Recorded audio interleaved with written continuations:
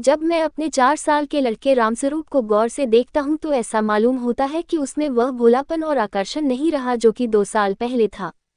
वह मुझे अपने सुर्ख और रंजीदा आंखों से घूरता हुआ नजर आता है।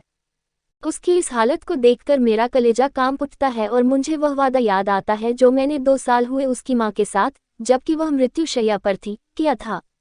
आदमी इतना स्वार्थी और अपनी इंद्रियों का इतना गुलाम है कि अपना फर्ज किसी वक्त ही महसूस करता है।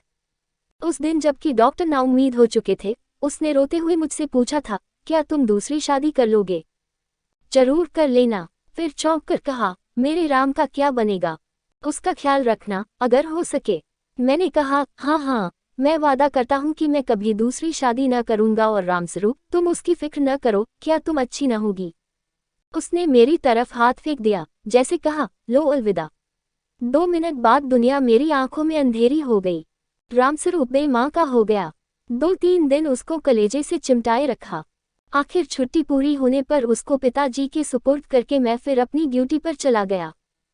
2-3 महीने दिल बहुत उदास रहा। नौकरी की, क्योंकि उसके सिवाय चारा न था। दिल में कई मंसूबे बांधता रहा। 2-3 साल नौकरी करके रूपा लेकर दुनिया की सैर को निकल जाऊंगा, ये करूंगा वह करूंगा, अब कहीं दिल नहीं लगता। घर से खत बराबर आ रहे थे कि फलां जगह से नाते आ रहे हैं, आदमी बहुत अच्छे हैं, लड़की अकल की तेज और खूबसूरत है, फिर ऐसी जगह नहीं मिलेगी। आखिर करना है ही, कर लो। हर बात में मेरी राय पूछी जाती थी, लेकिन मैं बराबर इनकार किए जाता था।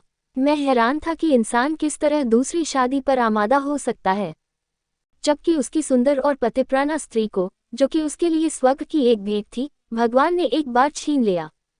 वक्त बीतता गया, फिर यार दोस्तों के तकाजे शुरू हो गए। कहने लगे, जाने भी दो, औरत पैरा की जूती है, जब एक फट गई दूसरी बदल ली। स्त्री का कितना भयानक अपमान है, ये कहकर मैं उनका मुंह बंद कर दिया करता था।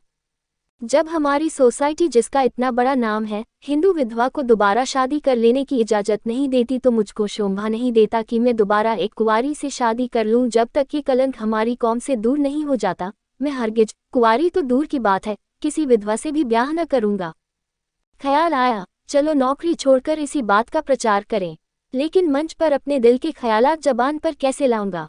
भावनाओं को व्यवहारिक रूप देने में, चरित्र मजबूत बनाने में, जो कहना उसे करके दिखाने में हम में कितनी कमी है, यह मुझे उस वक्त मालूम हुआ जबकि 6 माह बाद मैंने एक कुंवारी लड़की से शादी कर ली।